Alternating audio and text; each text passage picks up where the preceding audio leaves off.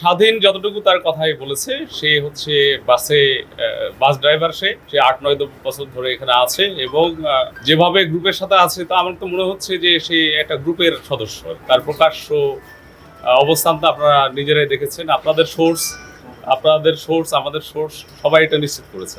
Victim সাংবাদিক আসাদুজ্জামান তুহিনকে ধারালো দেশীয় অস্ত্রশস্ত্র দ্বারা শরীরের বিভিন্ন স্থানে এলোপাথাড়ি কোপ দিয়ে মৃত্যু নিশ্চিত করে। পরবর্তীতে এই হত্যাকাণ্ডের সাথে জড়িত আসামিদের গ্রেপ্তারের জন্য র্যাব-1 স্পেশালাইজ কোম্পানি পোড়াবাড়ি ক্যাম্প গাজীপুরের আভ্যন্তরীণ দল বিষয়টি আমলে নিয়ে ছায়া তদন্ত শুরু করে এবং আসামিদেরকে গ্রেপ্তারের জন্য গোয়েন্দা নজরদারি বৃদ্ধি করে।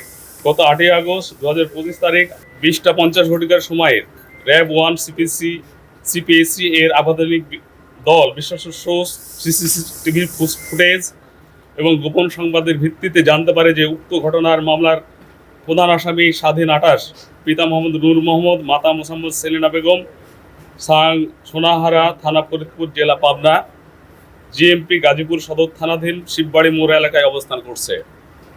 উক্ত সংবাদের ভিত্তিতে র্যাব-1 সিপিএসসি গাজীপুরের আভ্যন্তরীণ দল সঙ্ঘীয় অফিসার ও ফোর্সের সহায়তায় জিএমপি গাজীপুর সদর থানাধীন শিববাড়ি মোড় এলাকার অভিযান চালিয়ে আসামি স্বাধীনকে গত ৮ আগস্ট ২৫ তারিখ ২০২৫ রাত্রে গ্রেপ্তার করতে সক্ষম হয়। স্বাধীনকে জিজ্ঞাসাবাদে উক্ত হত্যাকাণ্ডের ঘটনার সাথে জড়িত থাকার কথা সে স্বীকার করেছে। তুহিন তার জিজ্ঞাসাবাদে যতটুকু বলেছে, স্বাধীন সে একটা গ্রুপের সাথে জড়িত। সেই গ্রুপের অন্যান্য মেম্বারদের সহায়তায় সে এখানে গিয়েছে এবং সে আপনারা ভিডিও যে দেখেছেন, সে তার প্রকাশ্য অবস্থানটা আপনারা নিজেরাই দেখেছেন। আপনাদের সোর্স আমাদের সোর্স সবাই এটা নিশ্চিত করেছে। কেন হত্যা করছে এজাহারে যতটুকু আমরা পেয়েছি, এখন আসামিরা নিজেদেরকে পার পাওয়ার জন্য অনেক কথাই বলবে। এটা তদন্ত সাপেক্ষ বিষয় এবং তদন্তের সাথে আমরা মনে হয় একটু সময় নিয়ে আপনাদেরকে জানালে ভালো হয়। স্বাধীন যতটুকু তার কথাই বলেছে, সে হচ্ছে বাস ড্রাইভার। সে ৮-৯ বছর ধরে এখানে আছে এবং যেভাবে গ্রুপের সাথে আছে তা আমার তো মনে হচ্ছে যে সে একটা গ্রুপের সদস্য আর কি।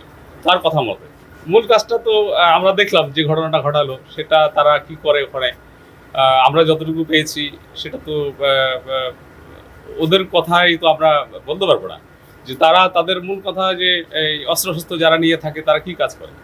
সাধারণ মানুষ, ভালো মানুষ তো অস্ত্রশস্ত্র নিয়ে কোনো জায়গাতে মহড়া দেওয়া, ঘুরে বেড়ানোর একটা কাজ নয়, নিশ্চয়ই অপকর্মের সাথে জড়িত। যে আইন শৃঙ্খলা বাহিনী তাদের সর্বোচ্চ চেষ্টা দিয়ে কাজ করে। বিশেষ করে এই অভিযান চলাকালে আমরা যেভাবে কাজ করেছি, এটা আপনারা জানেন যে you are also the part of this. এই অভিযান যেটা হয়েছে আপনারাও এটার পার্ট আর কি। মানে আপনাদের সিসি ক্যামেরার ফুটেজ আমাদেরকে সাধারণ মানুষ সহযোগিতা করেছে, আমাদেরকে অন্যান্য বাহিনীরা, আমাদের তো লিঙ্ক আপ আছেই, কে কোথায় যাচ্ছে, আমরা একসাথে সবাই কাজ করেছে। এখানে ব্যর্থতার কথা যাবে না। আপনি জানেন যে সবাই ধরা পড়েছে, অনেকগুলোই ধরা পড়েছে এবং তদন্তের পরে হয়তো আরও কিছু নাম আসবে যাদেরকে আমরা ধরতে পারবো। বাসের সাথে ঝামেলাটা সে ওইভাবে মুখ খুলে নাই, ওইভাবে মুখ খুলে নাই, তবে কিছু একটা তদন্তে পাওয়া যাবে। আমার মনে হয় যে আমরা ওয়েট করি।